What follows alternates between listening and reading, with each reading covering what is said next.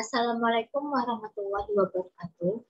Perkenalkan, nama saya Febrina Sabrini, NIM 18043092. Baiklah, saya akan memenuhi tugas yang diberikan oleh dosen saya, yaitu tugas analisis laporan keuangan. Di mana di sini saya akan menjelaskan analisis common size. Di sini saya melakukan analisis common size, yaitu PT Gudang Garam Tbk dan entitas anak. Baiklah, yang pertama saya akan menjelaskan profil perusahaan. PT Gudang Garam Tbk adalah sebuah merek perusahaan produsen rokok terbesar ke-6 di Indonesia. Awal nama perusahaannya tersebut adalah PT Perusahaan Rokok Tejab atau Gudang Garam. Namun sekarang sudah berubah sampai sekarang, yaitu PT Gudang Garam Tbk Perseroan. Pemilik dari PT Gudang Garam adalah Surya Wono Wijoyo. Berdiri sejak 26 Juni 1958 di Kota Kediri, Jawa Timur. Jenis perusahaannya itu sesuai dengan pasal 3 anggaran dasarnya, perseroan bergerak di bidang industri rokok dan yang terkait dengan industri rokok. Baiklah, di sini saya akan menjelaskan visi dan misi dari PT Gudang Garam. Visi dari PT Gudang Garam yaitu menjadi perusahaan terbuka, kebanggaan nasional yang bertanggung jawab dan memberikan nilai tambah bagi yang pemegang saham serta manfaat bagi segenap pemangku kepentingan secara berkesinambungan. Misi dari PT Gudang Garam adalah yang pertama, kehidupan yang bermakna dan berfaedah bagi masyarakat luas merupakan suatu kebahagiaan. Yang kedua, kerja keras, ulet, jujur, sehat, dan beriman adalah prasyarat kesuksesan. Yang ketiga, kesuksesan tidak dapat terlepas dari peranan dan kerjasama dengan orang lain. Yang keempat, karyawan adalah mitra usaha yang utama. Selanjutnya saya akan menjelaskan analisis common size dari laporan posisi keuangan. Di sini saya menjelaskan common size dari tahun 2017 sampai tahun 2020. Di sini saya akan menjelaskan, di sini ada tabel dari analisis common size laporan posisi keuangan, di mana dari 2017 sampai 2020, kas setara kasnya itu 2017 dan 2018 itu 3% itu seimbang. Namun di 2019 dan 2020 itu di 2019 5%, di 2020 6%, itu terjadi kenaikan 1%. Selanjutnya aset lancar di 2017 dan 2018, 2017 dan 2018 itu seimbang 66%. Di 2019 juga seimbang 66%, dan di 2020 menurun yaitu 63%. Selanjutnya aset tidak lancarnya di 2017 sampai 2019 itu seimbang 34%, namun di 2020 itu terjadi kenaikan 37%. Namun jumlah asetnya itu sama-sama 100%. Selanjutnya itu liabilitasnya. Di liabilitas jangka pendeknya di 2017 itu 34%, namun di 2018 menurun 2% jadi 32%, dan di 2019 itu seimbang dengan 2018 32%, namun di 2020 itu menurun 22%. Selanjutnya liabilitas jangka panjang, di mana 2017 sampai 2020 itu seimbang 3%. Selanjutnya jumlah liabilitasnya itu jumlah liabilitas dari jangka panjang dan jangka pendek. Di tahun 2017 itu 37%, di 2018 itu terjadi penurunan 2%, jadinya 35%. Dan di 2019 itu seimbang 35%, namun di 2020 terjadi penurunan 25%. Selanjutnya ada ekuitas, di mana ekuitas ini modal sahamnya 2017 sampai 2020 itu seimbang 1%, dan saldo labanya dari 2017 sampai 2020 itu seimbang. Tidak ada sama sekali pertumbuhannya 0%. Tambahan modal distornya itu tidak ada pertumbuhannya 0%. Jumlah ekuitasnya 63% di 2017, 65% di 2018 dan 19. Terjadi kenaikan jumlah ekuitasnya di 2020 yaitu 76%. Jumlah liabilitas dan ekuitasnya itu terdapat 100%. Di sini bisa dilihat dari diagram. Terjadi penurunan naik turun yang tidak stabil. Baiklah, kesimpulannya itu pada laporan posisi keuangan yang disusun dalam persentase pertumbuhan tersebut dapat dilihat selama 4 tahun terjadi perubahan pada aset, liabilitas, dan ekuitas yang terjadi kenaikan dan penurunan yang tidak stabil. Dapat dilihat dari pertumbuhan pada tahun 2017 dan 2000 sampai 2020. Di 2017 jumlah ekuitas rendah dibandingkan 2018 sampai 2020 stabil. Sedangkan di 2020 jumlah liabilitas rendah dibandingkan 2017 sampai 2019 stabil.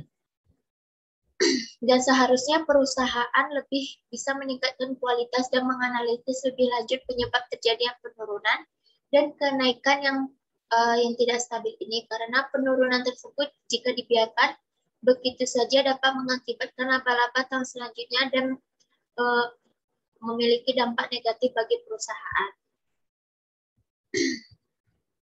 Selanjutnya saya akan menjelaskan analisis common size. Disinilah analisis common size dari laporan laba rugi.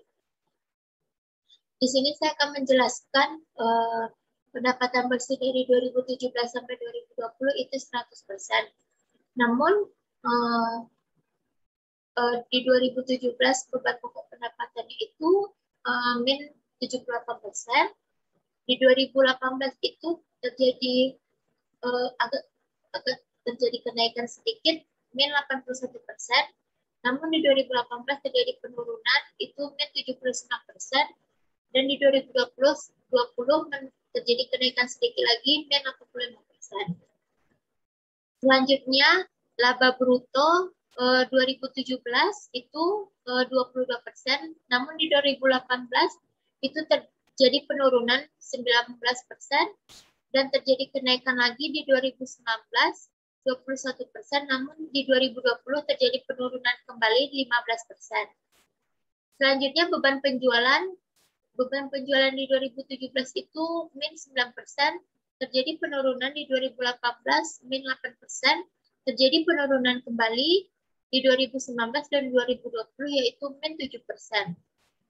Selanjutnya beban umum dan administrasi, di mana 2017 dan 2020 itu terjadi tidak terjadi pertumbuhan, yaitu hanya 0%. Laba tahun berjalannya di 2017 itu 9%, di mana 2018 terjadi penurunan 8%, namun terjadi lagi kenaikan di 2019 10%, namun juga terjadi penurunan kembali di 2020 7%.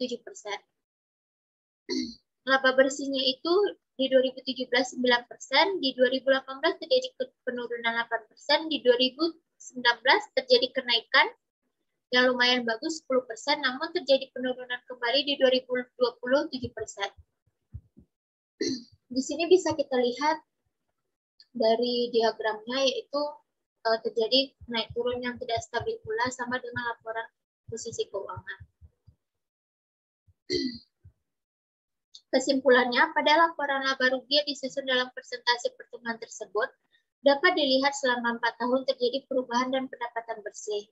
Beban pokok pendapatan, laba bruto, beban penjualan, beban umum dan administrasi, laba tahun berjalan, dan laba bersih yang tidak stabil. Namun seharusnya perusahaan lebih bisa meningkatkan kualitas dan menganalisis lebih lanjut penyebab terjadinya penurunan. Karena penurunan tersebut jika dibiarkan begitu saja, tanpa dilakukan tindakan alternatif yang diambil perusahaan tentu akan berkelanjutan dan mengakibatkan laba-laba tahun selanjutnya akan mengalami penurunan pula. Dan itu sangat tidak bagus bagi PT Gudang Garam maupun bagi perusahaan manapun. Selanjutnya saya akan menjelaskan tabel analisis common size laporan arus kas. Yang pertama itu saya akan menjelaskan aktivitas operasinya, di mana arus kas aktivitas operasi 2017 sampai 2020 itu normal 100%, namun penerimaan kas dari pelanggan di 2017 itu 1014%, di 2018 terjadi kenaikan 1056%, di 2019 itu mengalami penurunan 988%, di 2020 terjadi penurunan pula min 651%. Selanjutnya pembayaran kas kepada pemasok, di mana 2017 ini terjadi min 765%, 2018 tidak stabil pula min 811%, 2019 tidak stabil min 784%, 2020 terjadi kenaikan 489%. Selanjutnya pembayaran untuk beban usaha, di mana di 2017 ini min 68% itu sama tidak stabil, 2018 min 45% itu juga tidak stabil, di 2019 penurunan pula min 39%, 2020 itu agak terjadi kenaikan yaitu 25%. Bisa dilihat dari diagram. Namun di laba operasi ini terjadi kenaikan naik yang agak sedikit stabil. Selanjutnya yang kedua, saya akan menjelaskan aktivitas investasi itu dari arus kas aktivitas investasi, di mana arus kas aktivitas investasi 2017 sampai 2020 itu 100%, namun pembelian aset tetap itu di 2017 105%, di 2018 itu min 133%, normal, di 2019 min 119%, 2020 min 106%. Selanjutnya penerimaan kas dari penjualan aset tetap yaitu 2017 min 5%, 2018 1%, 2019 6%, 2020 45% terjadi kenaikan yang sangat signifikan. Di sini terjadi keseimbangan. Selanjutnya ketiga itu arus kas dari aktivitas pendanaan, di mana di 2017 dan sampai 2020 itu 100%. Penerimaan dari pinjaman jangka pendek itu min 488%, di 2018 itu min 383%, 2019 seimbang dengan 2018 yaitu min 383%, namun di 2020 tidak ada pertumbuhan yaitu 0%. Pembayaran pinjaman jangka pendek itu 2017 terjadi kenaikan 443%, namun di 2018 terjadi penurunan 379%, namun di 2019 terjadi keseimbangan. Dan di 2020 itu tidak ada pertumbuhan, hanya 0%. Pemilik entitas induk itu di 2017 144%, di 2018 itu 109%, 2018 dan 2019 terjadi keseimbangan, di 2020 tidak ada pertumbuhan, hanya 6%. Kepentingan pengendalian di 2017 1%, namun di 2018 sampai 2020 tidak ada pertumbuhan, itu hanya 0%.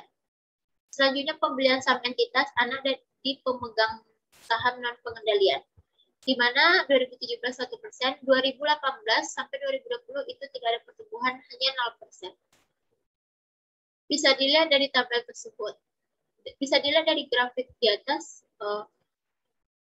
ada terjadi agak kestabilan dalam arus kas. Kesimpulannya, dari menganalisis Common Sense dengan pertumbuhan kinerja PT Gudang Garam, menunjukkan bahwa selama 4 tahun mengalami pertumbuhan yang baik dengan pertumbuhan aktivitas, investasi, dan pendanaan. Dan sebaiknya perusahaan harus meningkatkan lagi pertumbuhan yang mulai stabil ini dan dipertahankan agar berdampak positif untuk tahun-tahun selanjutnya maupun perusahaan. Baiklah, cuman ini yang bisa saya jelaskan dari analisis Common Sense di PT Gudang Garam. Sekian dari saya. Wassalamualaikum warahmatullahi wabarakatuh.